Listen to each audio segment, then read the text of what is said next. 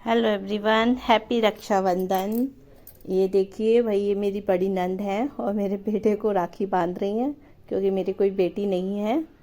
तो दोनों बुआ जो है उसकी राखी बांध देती हैं उसके, और मैं भी बांध देती हूँ। बाकी इस बार तो उसके बहुत सारी राखी बंधी हैं। स्कूल में भी उसकी कई सारी जो फ्रेंड्स थी क्लासमेट, उन्होंने राखी बांधी है। खेलने आते हैं बच्चे, उसमें राखी बांधी है। तो इस बार बेटा मेरा बहुत खुश रहा कि मेरे बहुत सारी राखी बंध गई। अब यहाँ पर जो है अब मैं बैठ गई हूँ। तो सबसे पहले बड़ी दीदी ने जो है हमारे राखी बांधी है। सॉरी।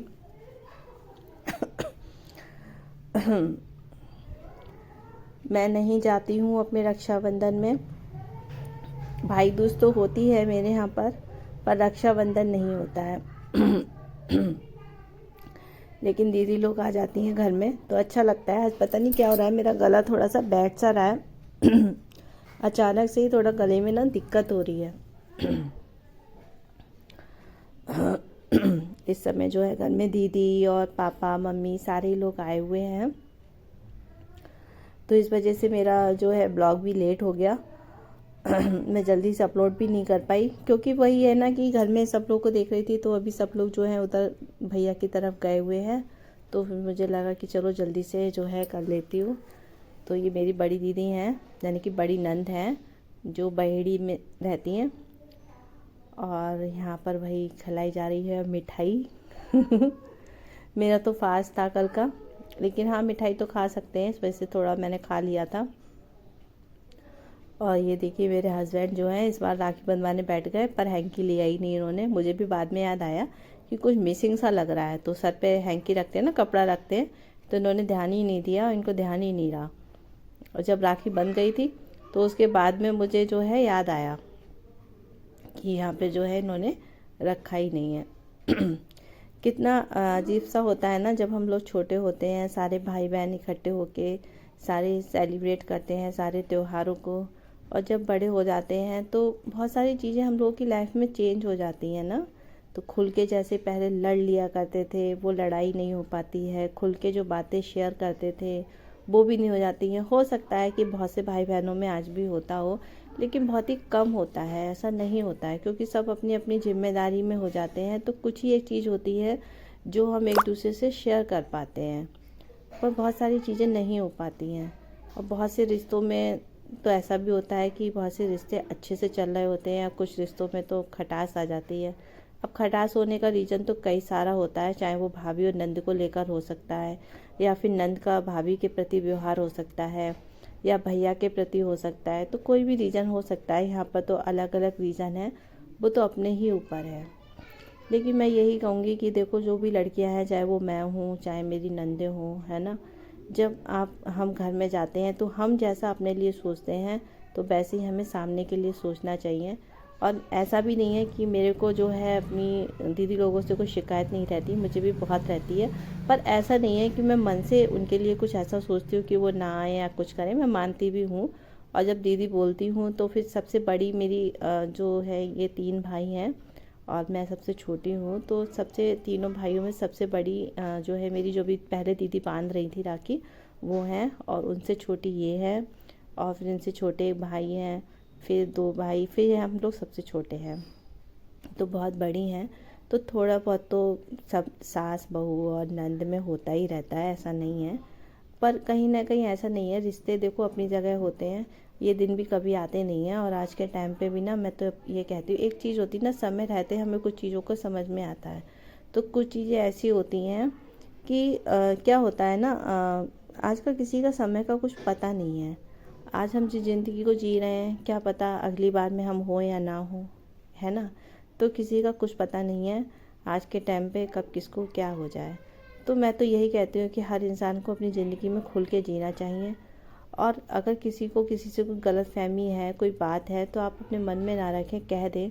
और मैं ज़्यादातर कह ही देती हूँ, तो इस वजह से मैं थोड़ी सी बुरी भी बन जाती हूँ, क्योंकि मैं थोड़ी सी मुँह फट्टू हूँ। अगर मैं गुस्सा आता है मुझे किसी चीज़ का, कोई बात गलत कहता है, तो फिर मुझे थोड़ा सा मैं बोल देती हूँ। तो मेरे अंदर ये बहुत बड़ी कमी है, मेरे पेट में पचती नहीं है और मैं बोल देती हूँ, लेकिन मैं मन में नहीं रखती हूँ। अब उसको लोग कुछ भी समझ सकते हैं।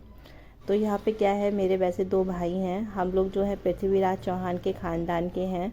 तो पृथ्वीराज चौहान की जो थी डेथ जो है रक्षाबंधन वाले ही दिन हुई थी। तब से जितने भी चौहान हैं उनके यहाँ पे रक्षाबंधन नहीं होते हैं। तो यहाँ पे मैं आपको बताऊँ, चौहान भी जो हैं 2 प्रकार के होते हैं। मैनपुरी वाले, उनके यहाँ रक्षाबंधन हो जाते हैं, हम दूसरे वाले हैं। तो यहाँ पे बचपन में ही मुझे राखी अपने भाइयों के बांधने का बहुत मैं रोया करती थी। तो मेरी मम्मी ने कहा था कि 2 भाई हैं तो भगवान को मान लो और उनको राखी उन्हीं को समझ के बांधा करो कि अपने भाई को बांध रही हो। तब से जो है बचपन से ही मैं गणेश भैया को और हनुमान भैया को, दोनों को राखी बांधती हूँ।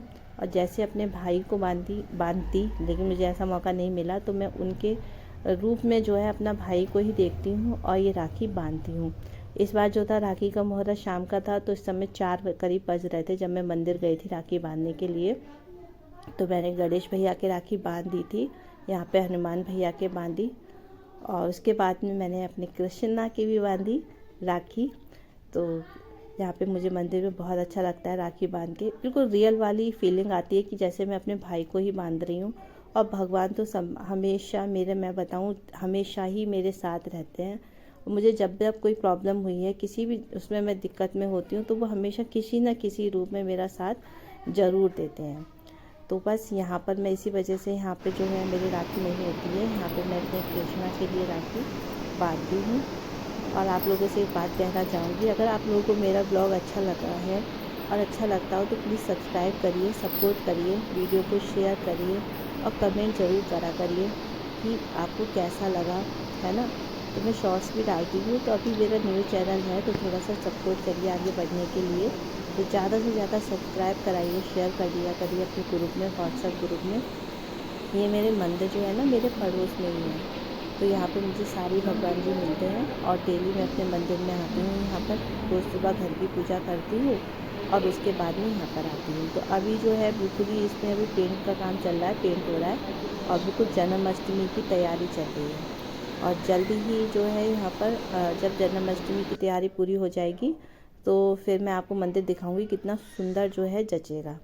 अब शाम को जो है मैंने भाई खट्टा मीठा कद्दू बनाया, क्योंकि खट्टा मीठा कद्दू जो है मेरे फादर इन लॉ को और मेरे हस्बैंड को, ज़्यादातर मेरे हाथ का कद्दू जो है सभी को बहुत पसंद है और बहुत ही टेस्टी लगता है सबको मेरे हाथ का कद्दू। तो पापा ने कहा कि कद्दू तो पूरी के साथ त्यौहार में बनना ही बनना है। तो बाकी मैंने दूसरी सब्जी भी बनाई थी, तो यहाँ पे पहले मैंने कद्दू बना लिया था। तो अगर आप लोगों को भी कद्दू अच्छा नहीं लगता है, काशी फल, तो आप इस तरीके से ट्राई करिएगा, आपको बहुत अच्छा लगेगा। आप इसको तेल में ना छोंककर आप देसी घी में कद्दू को बनाइएगा और जैसे हल्का सा मसाला वगैरह डाल के फिर ये अच्छे से भून लीजिएगा। बहुत से कद्दू में ना पानी जैसा रहता है, तो उसमें क्या होता है ना, उसमें मज़ा नहीं आता। मैं ना इसको बहुत अच्छे से भून के बनाती हूँ, तो इसका टेस्ट बिल्कुल ना अलग हो जाता है कद्दू का। और ये ना उबला हुआ बहुत अच्छे से होना चाहिए। बहुत सी जगह मैंने देखा है कि पूरी तरीके से ना उसको कूटते नहीं हैं, तो कहीं कहीं पे ना कद्दू का जो है पीस रह जाते हैं, तो वो खाने में नहीं लगते हैं बढ़िया।